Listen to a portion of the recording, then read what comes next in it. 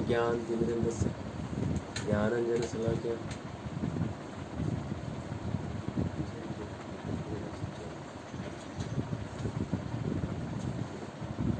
चेहरा कट रहा है, कट जा रहा है तो बस इसको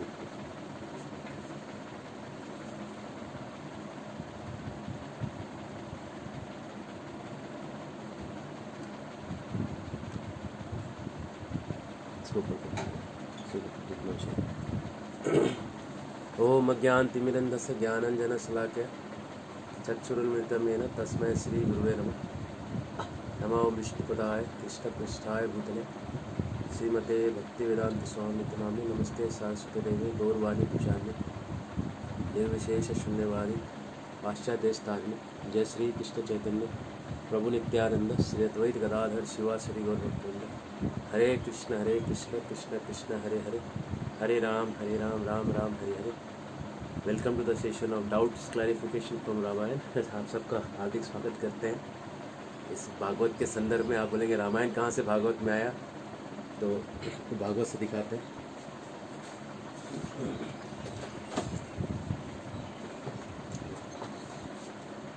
भागवत के 9वें स्कंद के 17वें अध्याय में जो है पुनर्वा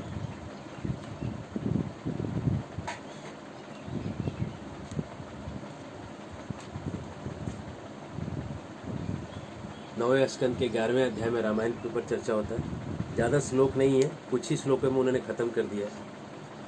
कहीं कहीं तो 1-2 श्लोक में उन्होंने कांड भी ख़त्म कर दिए पूरे। तो हम उनको ही अपना आदर्श बना के चलेंगे शॉर्टकट में रामायण ख़त्म करने का।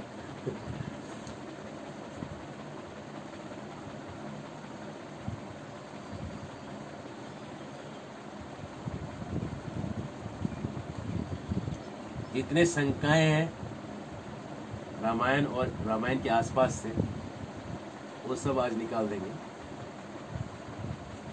और अगर रह गए तो बाद में भी निकाल देंगे।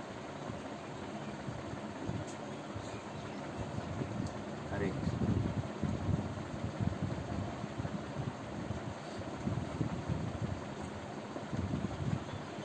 क्या है? तो पहले कल हमने एक डाउट निकाला, उसको हम फिर से लेंगे क्योंकि कल की ऑडियो क्वालिटी बहुत कमज़ोर है और बहुत लोगों ने कंप्लेन किया है कि कल की ऑडियो समझ में नहीं आई। तो केवल डाउट लेंगे, डाउट वाला पार्ट लेंगे, स्टोरी वाला पार्ट हम नहीं पकड़ रहे। पहला डाउट जो हमने कल क्लियर किया था, एक अभी ठीक है।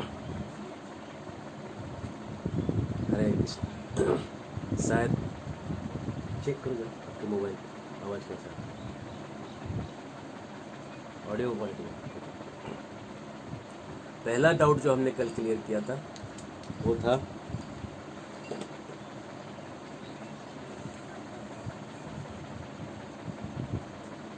Why did Rama banish Sita.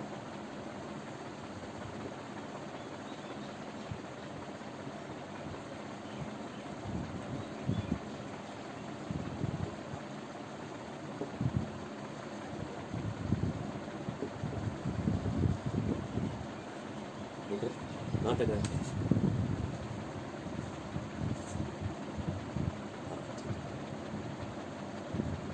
थोड़ा ऐसा करते हैं।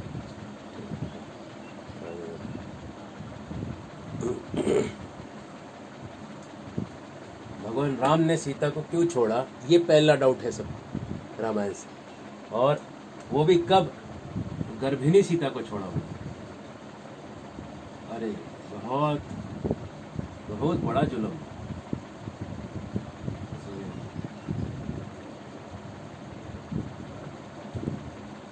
गर्भिणी सीता को छोड़ दिया राम ने।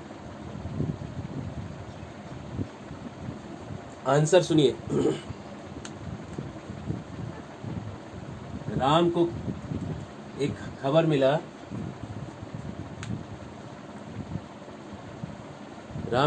मिला, कि किसी ने उनके राज्य में एक धोबी ने अपनी पत्नी को रिजेक्ट कर दिया था। डांट रहा था वो धोबी अपनी पत्नी को। धोबी की पत्नी रात में कहीं थी और जब वो आई तो कह रहे कि मैं राम नहीं हूँ कि 1 साल मेरी बीवी कहीं और रहे और मैं एक्सेप्ट कर लूँगा। ये सुनने के बाद राम ने डिसीजन लिया लक्ष्मण को बोला तुम सीता को लेके वन में चले जाओ। तो लक्ष्मण जो है, राम ने लक्ष्मण को कहा और लक्ष्मण ने सीता को लेके वन में चले गए। वन में कहाँ चले गए? वाल्मीकि के आश्रम में चले गए। दिख रहे हैं?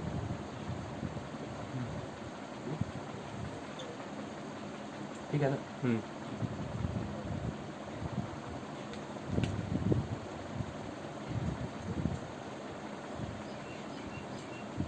अब आपको थोड़ा समझना पड़ेगा 2020 और त्रेता युग, ये दोनों का डिफरेंस समझना पड़ेगा। अगर आप एक स्त्री हैं तो अपने आप को त्रेता युग की स्त्री के बारे में इमेजिन करिए, और आप पुरुष हैं तो त्रेता युग के पुरुषों के बारे में सोचिए। दोनों का साइकोलॉजी लगने वाला है। राम जानते थे कि लोग ऐसा कह रहे हैं, और राम जानते थे कि अगर सीता ऐसा सुनेगी, अगर सीता ऐसा सुनेगी कि मेरे नाम से पति का नाम खराब हो रहा है, तो चूंकि सीता 2020 की स्त्री नहीं है, इसलिए सीता सुसाइड कर लेगी। और 2020 की स्त्रियों को मैं नहीं कह रहा हूँ कि आप सुसाइड कर लीजिए, इसका मतलब ये नहीं। इसका मतलब है कि आप उनको आदर दीजिए कि उनके वैल्यूज कितने हाई थे। पति को बदनामी तक वो सुन नहीं पाती। तो जब सीता अगर सुसाइड कर ले, घर में मर जाए, तो सीता के जीवन को भी रक्षा करना राम का कर्तव्य है। जैसे राम सबके जीवन के रक्षक राजा है, राजा राम है, वैसे सीता जी के भी रक्षक हैं। तो जब सीता जी के भी रक्षक हैं राम, तो सीता जी के जीवन को बचाने के लिए उन्होंने लक्ष्मण के साथ उनको वन में वाल्मीकि मुनि के आश्रम में उनके गुरु माताओं के पास भिजवा दिया। अब सवाल आता है, प्रूफ क्या है? प्रूफ मैं जो इतना बड़ा चीज़ बता रहा हूँ, जो आपने कभी सुना ही नहीं, किसी से भी नहीं सुना, इसका तत्व कहाँ है? ये सवाल पूछेंगे ना आप, तो इसके लिए आपको पढ़ना पड़ेगा वाल्मीकि रामायण। दिक्कत है कि जितने भी सदगुरु मार्केट में घूम रहे हैं, वो सब के सब तुलसी रामायण के आगे गए नहीं। लेकिन तुलसी रामायण जो है वो शिव पुराण से है, और कम रामायण जो है वाल्मीकि रामायण से है, और ओरिजिनल सोर्स सबके वाल्मीकि है। तो वाल्मीकि को जब तक आप पढ़िएगा नहीं, कोई डाउट आपके क्लियर नहीं हो सकती। मेरा रिक्वेस्ट रहेगा, जो श्रोता लोग हैं, वाल्मीकि रामायण में सारे डाउट्स के आंसर हैं। मैं वहीं से बता रहा हूँ, मेरे मन से नहीं। सीता वन में जाने के बाद कहती है, जाके कह देना, लक्ष्मण को कहती है कि जाके कह देना राम को कि सीता वन में एकदम प्रसन्न है और मेरी चिंता ना करे। लेकिन अगर सीता को यह पता चला कि उसके वजह से उसका पति का नाम खराब हुआ है, बस सीता क्या कर बैठेगी कह नहीं सकते मतलब आप समझ लीजिए क्या कर बैठेगी, है ना। अरे जब सीता को राम नहीं मिल रहे थे तभी वो सुसाइड कर रही थी लंका में, और राम मिलने के बाद राम का नाम खराब हो रहा है, वो तो फिर क्या करेगी? उससे बड़ा है आदमी के एग्जिस्टेंस से उसका नाम बड़ा होता है ना। आदमी अपने नाम के लिए अपना एग्जिस्टेंस खत्म कर सकता है।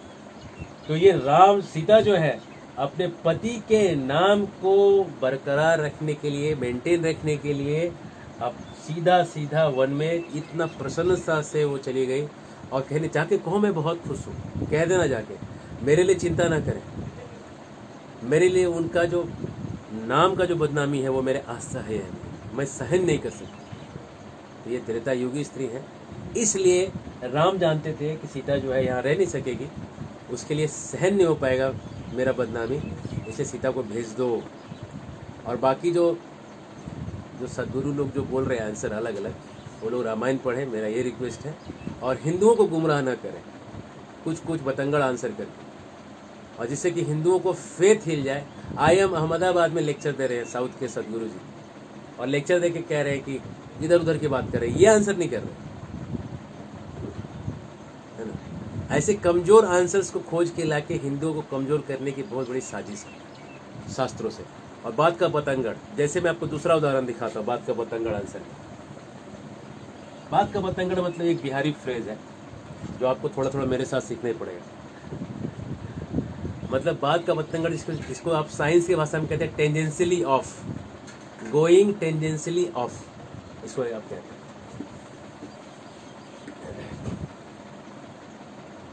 दूसरा जो उदाहरण है रामायण से नहीं है, लेकिन कैसे शास्त्रों को मोड़ तोड़ के लोगों ने कमजोर किया है। अगर आप महाभारत पढ़ेंगे, ओरिजिनल महाभारत जो है वेदव्यास जी का लिखा हुआ है, और इसमें शकुंतला का कैरेक्टर है, और शकुंतला जो है ये भरत उसका बेटा होता है, दुष्यंत से शादी करती है और बेटा भरत होता है। अब देखिए, ये है वेदव्यास की शकुंतला। दुष्यंत जाते हैं जंगल में, राजा दुष्यंत जंगल में जाते हैं, और जंगल में जाने के बाद शकुंतला को कण्व मुनि के आश्रम में देखते हैं, उनसे प्यार हो जाता है। उन्होंने उधर ही उनका सिंदूर लगा के उसका विवाह, गंधर्व विवाह कर लिया, उसके साथ रह भी गए। और उसके बाद उसको अपना वो कह देते हैं कि तुम मेरे यहाँ आ जाना और तुमको मैं अपनी पत्नी के रूप में स्वीकार कर लूँगा।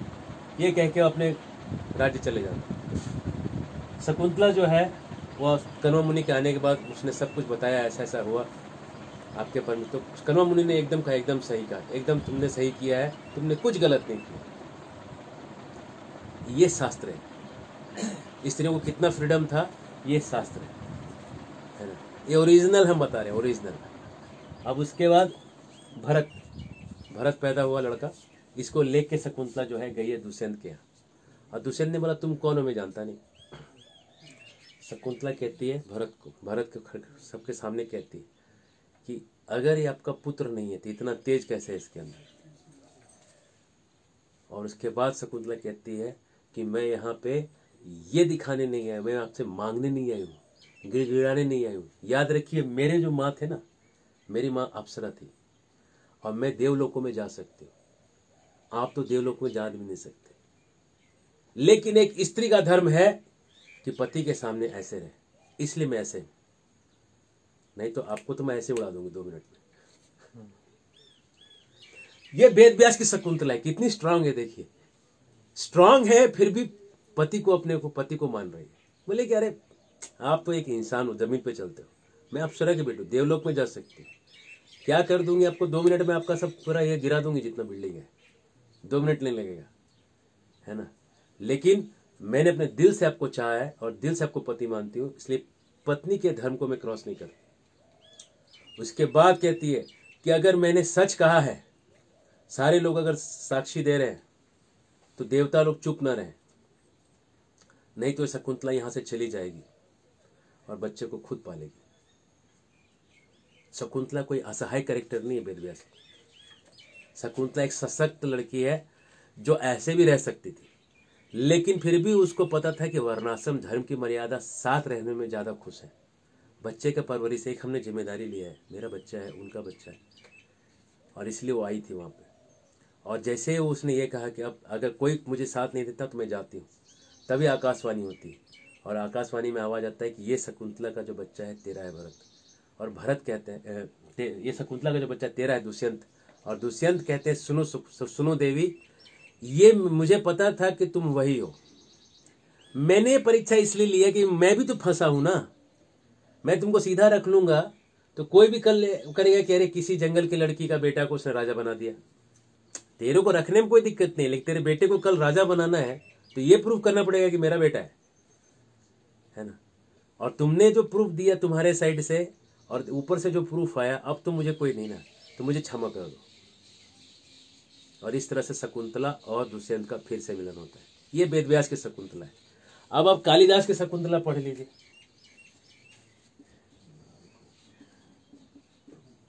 कालिदास के जो ये शकुंतला है ना, बेचारी एकदम मारी हुई है ना, असहाय लाचार शकुंतला है। कालिदास ने कहां से लाया है शकुंतला कैरेक्टर? उन्होंने महाभारत पढ़ा वेदव्यास का, ठीक है ना। हाँ, कालिदास संस्कृत के बहुत बड़े पंडित थे, विद्वान थे, उनकी रचनाओं को पढ़ के आपको थ्रिल हो जाएगा संस्कृत में, लेकिन ओरिजिनल कैरेक्टर के मूड को वो पकड़ नहीं पाए, और पकड़ नहीं पाने के कारण शकुंतला को वीक कैरेक्टर करके प्रस्तुत किया है। और लोग ज़्यादा कालिदास पढ़ते हैं और वेद व्यास नहीं पढ़ते, है ना, तो आपको ओरिजिनल मूड समझेगा नहीं। तो ये तो बहुत हल्का है।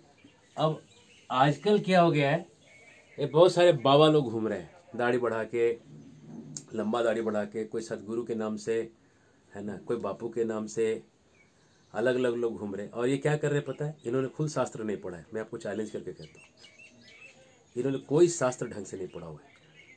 ये लोगों ने कुछ इधर उधर की भाव वाली चीज़ें पकड़ ली है, और वो पकड़ के लोगों को गाना बजाना, एंटरटेनमेंट, खूब अच्छा म्यूजिक का सामान रखवा देते हैं आसपास में, लोग एंटरटेन करके वहाँ बैठ जाते हैं, और हिंदू लोग सब कमज़ोर हो रहे हैं इनके एंटरटेनर प्रोग्राम से।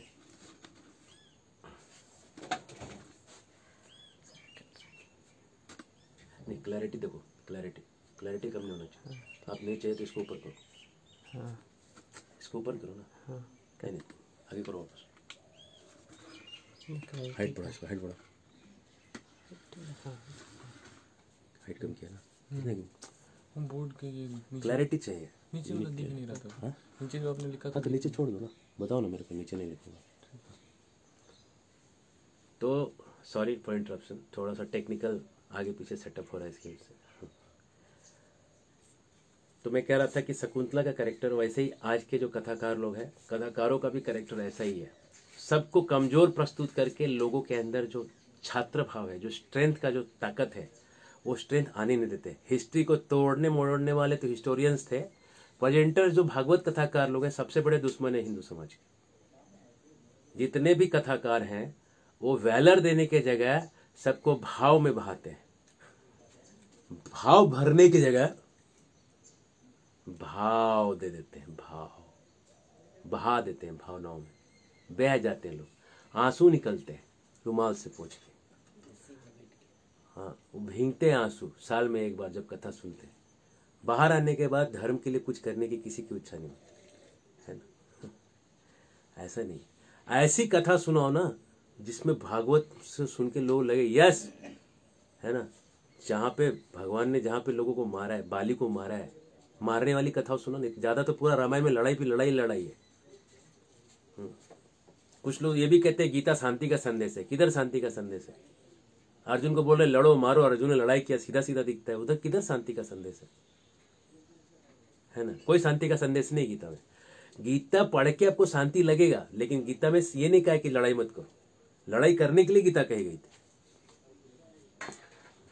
हाँ, शांति से आप लड़ाई कर सकते हैं, अब ऐसा कहेंगे तो अलग बात है। तो हम आते हैं डाउट नंबर 2 पे। एक डाउट हमने क्लियर किया कि सीता जो है, गर्भिणी सीता को भगवान ने क्यों छोड़ा था। फिर थोड़ा और, तो अब थोड़ा और आते हैं पीछे। दूसरा जो डाउट है लोगों का, सती को क्यों, सीता जी को सती क्यों किया गया, अग्नि परीक्षा क्यों लिया गया, ये अगला डाउट आता है।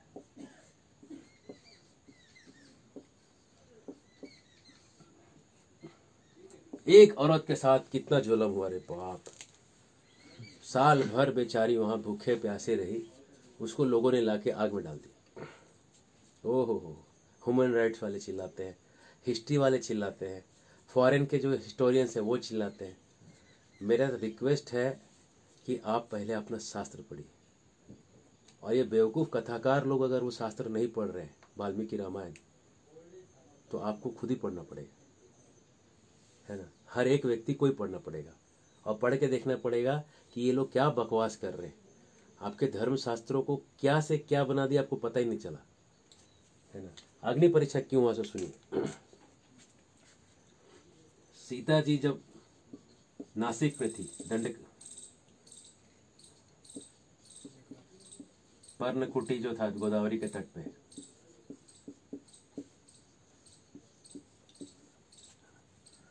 जब वो नासिक में थी,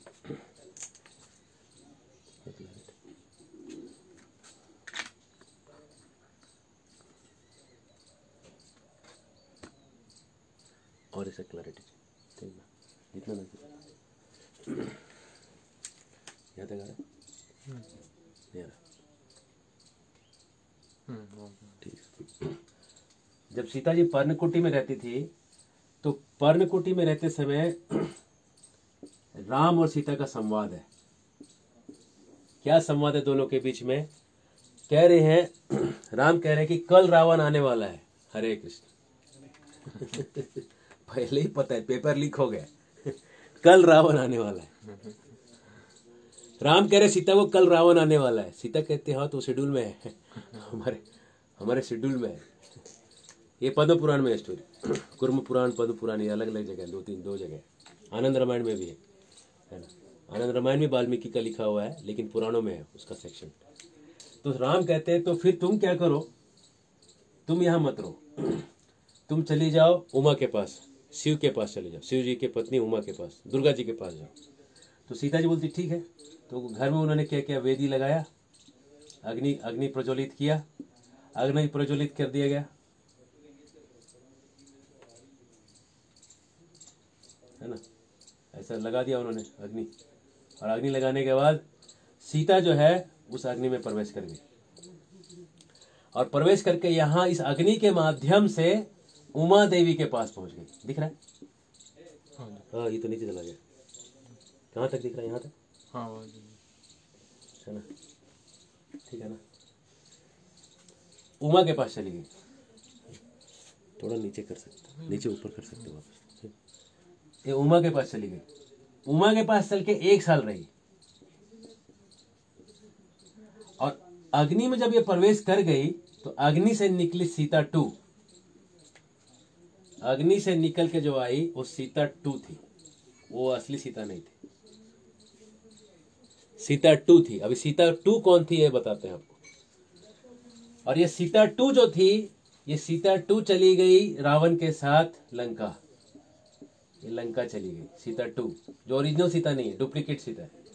ये डुप्लीकेट सीता चली गई लंका।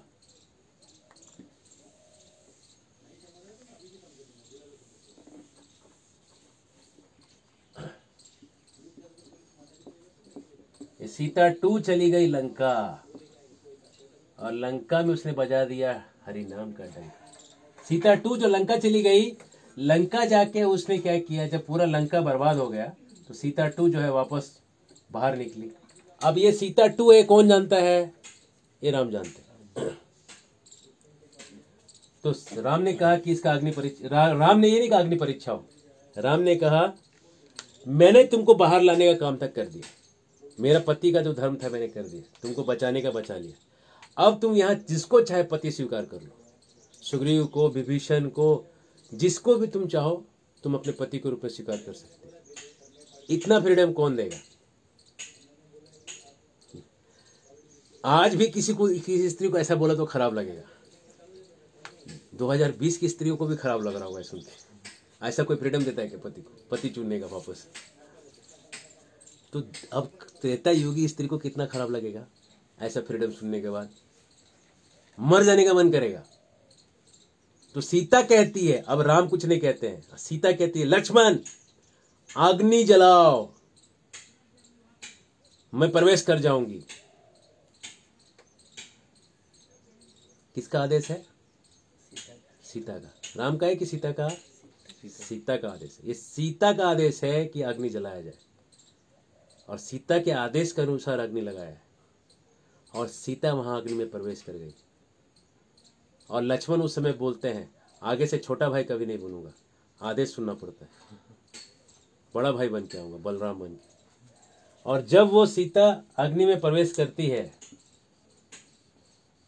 अग्नि में प्रवेश करती है, थोड़ा अग्नि समझ लीजिए, इसको पहाड़ बन गया।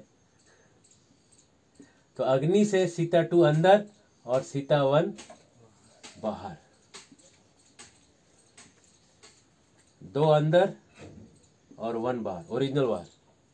ओरिजिनल सीता 1 जो थी वो बाहर आ गई, उमा के पास से वापस आ गई सीता। ये समझ में आया गेम, है ना? अगर ये जो गुरु लोग हैं जो रामायण पे कथा कर रहे हैं, अगर उनको इतना शास्त्र का इतना गहरा ज्ञान नहीं है तो पब्लिक में आकर उनको बोलना चाहिए कि मुझे इतना गहरा ज्ञान नहीं है, आप किसी ज्ञानी व्यक्ति से पूछ ले आगे का उत्तर। लेकिन लोगों को गुमराह करके नहीं आंसर देके लोगों का बहुत बड़ा गलत, लोगों का शास्त्र से सदा खत्म करवाते हैं।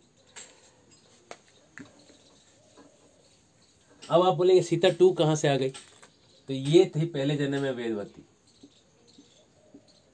वेदवती जो थी वो जब पैदा हुई, बहुत सुंदर लड़की थी। इसके पिताजी एक ऋषि थे, तो जंगल में वो तपस्या कर रही थी। विष्णु को प्राप्त करने के लिए तपस्या के लिए बैठी। ऊपर से रावण जा रहा था। रावण उतर के इसको, उसके बाल को पकड़ के जबरदस्ती इसको अपने लंका ले जाने लगा। तो इसने ऐसा किया ना, हाथ उसका तलवार हो गया, ऐसा किया बाल कट गए, रावण भी गिर गया एक साइड।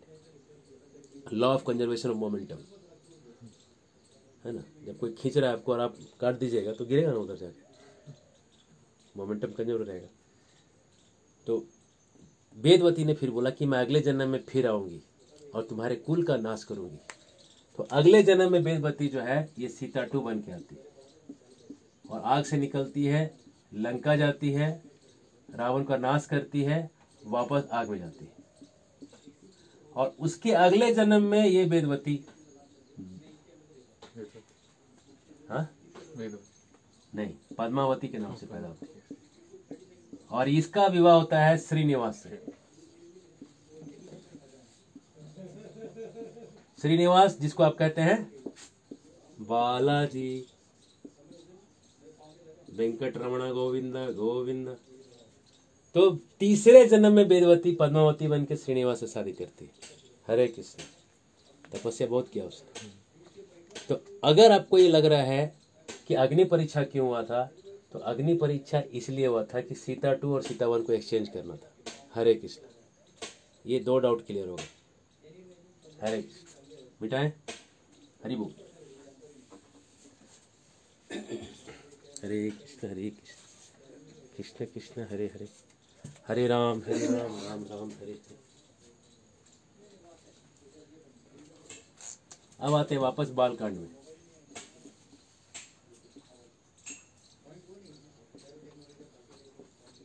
धरती प्रवेश वाला बता दीजिए। हाँ? धरती प्रवेश वाला बता दीजिए। सीता में धरती, सीता में धरती में चली गई। हाँ, एक और डाउट है, सीता का धरती में प्रवेश हो गया।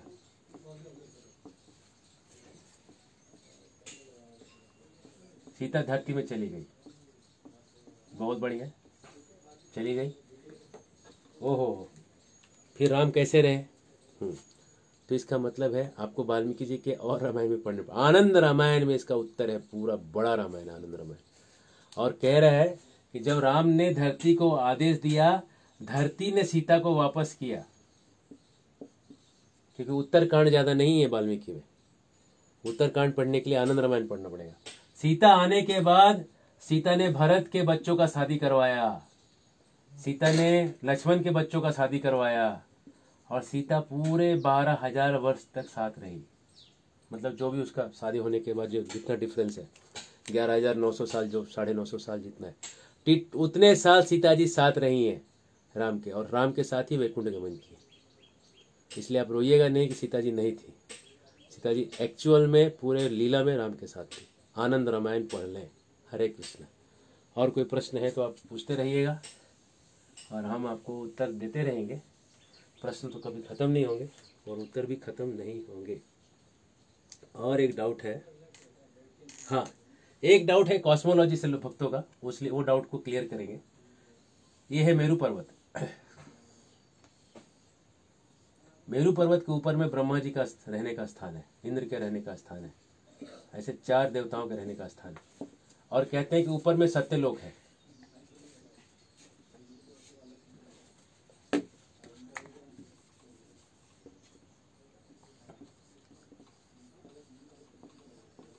ऊपर में सत्यलोक है। तो सत्यलोक जो है ब्रह्मा जी का मेन स्थान है रहने का।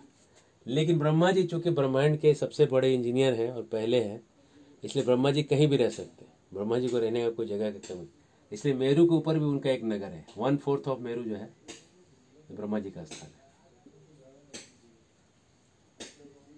है। 1/4 भाग जो है वो ब्रह्मा जी यहाँ रहते हैं। और भी ब्रह्मा जी के 3-4 स्थान है जहाँ रहते हैं। तो जहाँ ब्रह्मा जी को इच्छा है वहाँ रह सकते हैं और उनका शेड्यूल रहता है कब वो कहाँ रहते हैं, कब वो कहाँ रहते हैं। वो ऐसे मन ऐसे हमारे और आपके जैसे है नहीं, कभी ये मन किया कभी वो मन किया।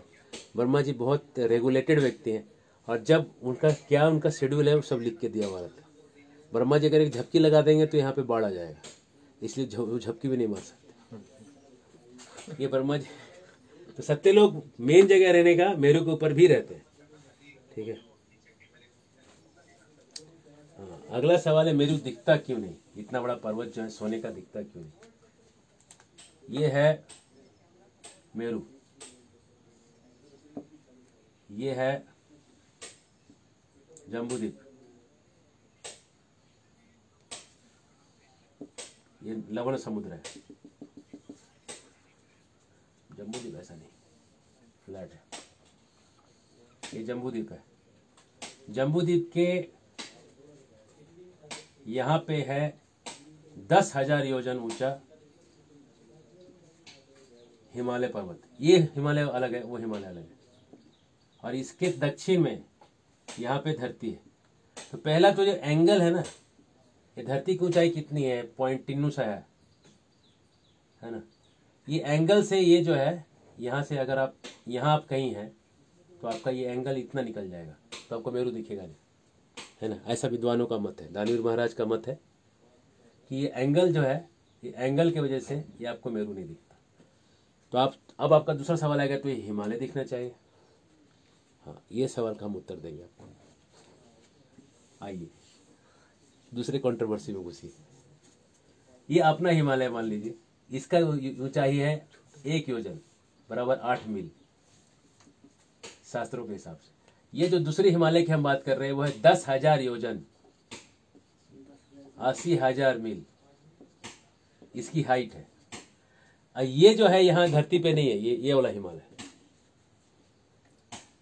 फिर से आते हैं, जम्बूद्वीप का डिस्क्रिप्शन देते हैं, नहीं तो आपको फिर कंफ्यूज हो जाएंगे। इधर देखिए, ये जम्बूद्वीप को हमने, ये प्लेट को ऐसा देखा, यहाँ पे मेरू ऊपर से देख रहे हैं जम्बूद्वीप, ये मेरू है, मेरू पर्वत है, और ये हिमालय है।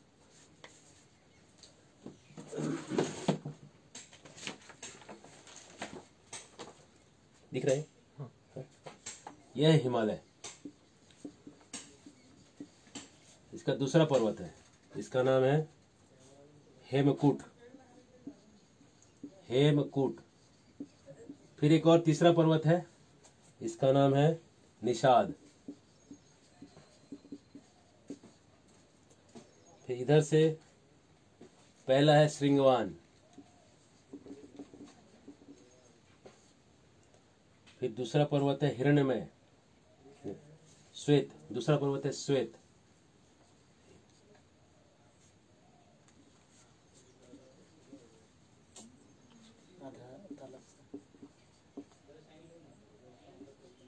श्वेत पर्वत है।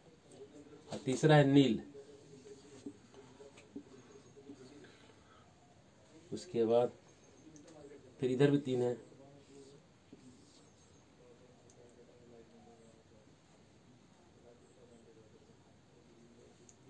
और आखिरी वाला इसका नाम है मलय पर्वत। और इधर भी जो आखिरी वाला पर्वत है, इसका नाम है गंधमादन पर्वत।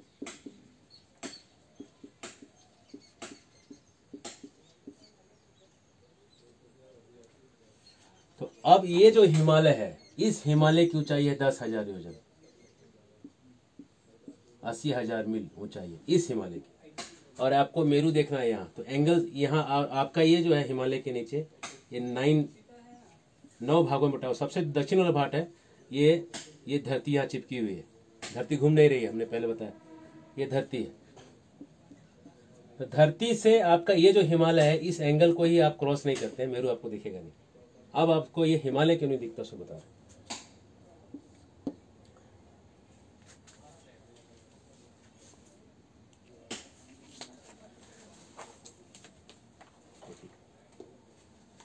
जितने भी इस संसार में चीजें हैं, सब हमको वैसे के वैसे नहीं दिखती। क्लियर है? थोड़ा जस्ट ऊपर नीचे करो। जितनी भी चीजें हैं सब एज इट इज हमको नहीं दिखती। जैसे कि स्विट्जरलैंड के एक पहाड़ के ऊपर से प्लेन जाता है, क्रैश हो जाता है। जगन्नाथपुरी के ऊपर से अगर कोई प्लेन जाता है, क्रैश हो जाता है, मतलब आपको दिख नहीं रही है। बरमुडा ट्रायंगल में जाने के बाद तो गायब हो जाता है।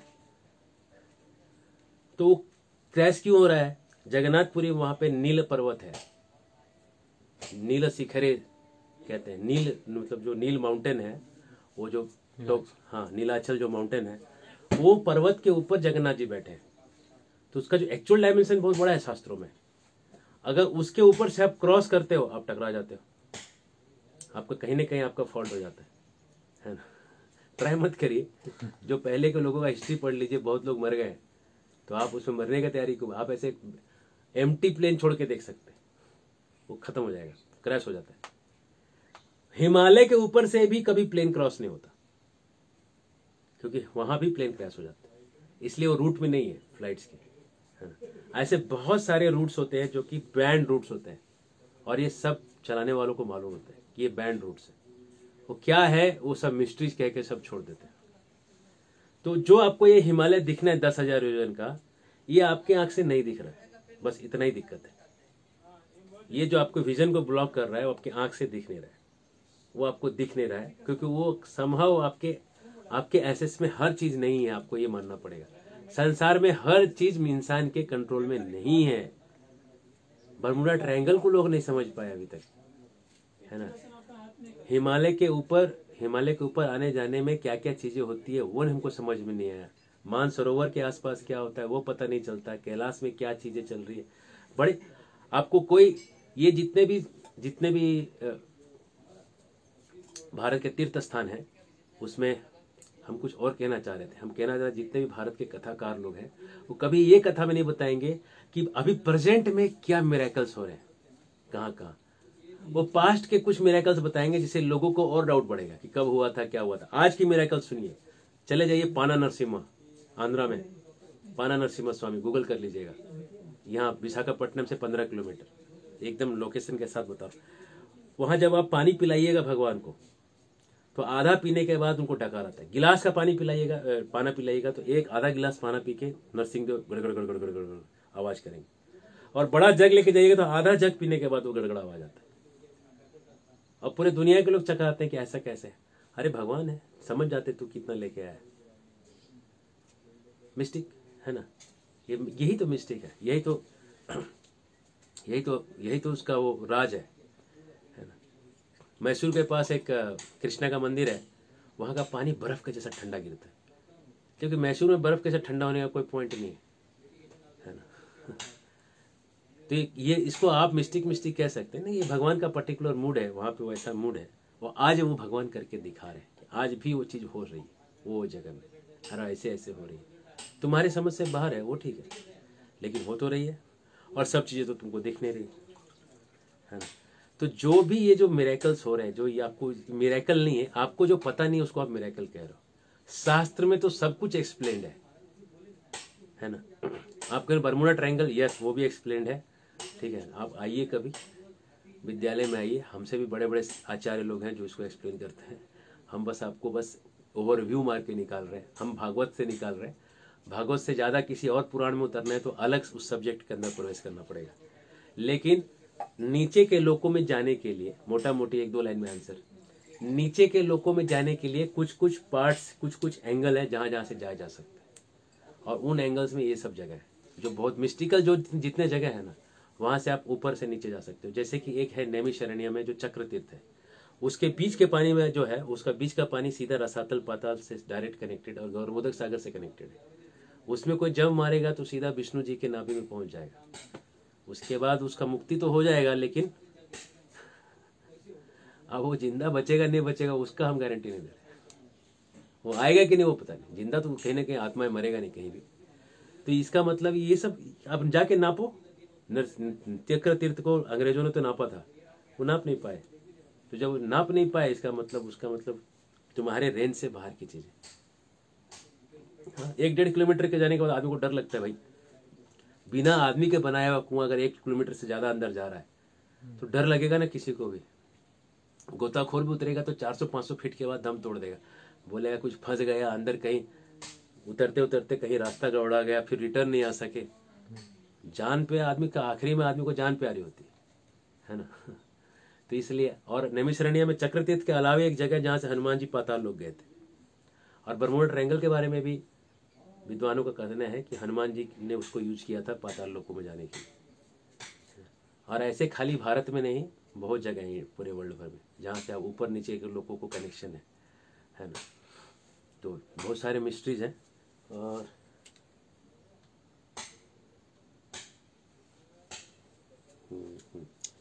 और एक प्रवाह हवा की रस्सी होती है जो हम कल बता रहे थे एक दिन।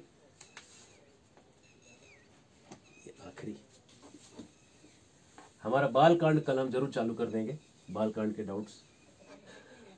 हम तो रिवर्स जा रहे हैं। ये जैसे कि ये ध्रुव तारा है, क्या बन गया? तारा नहीं बना, तारा नहीं बना, थोड़ा अच्छा बनाते हैं। Let's try.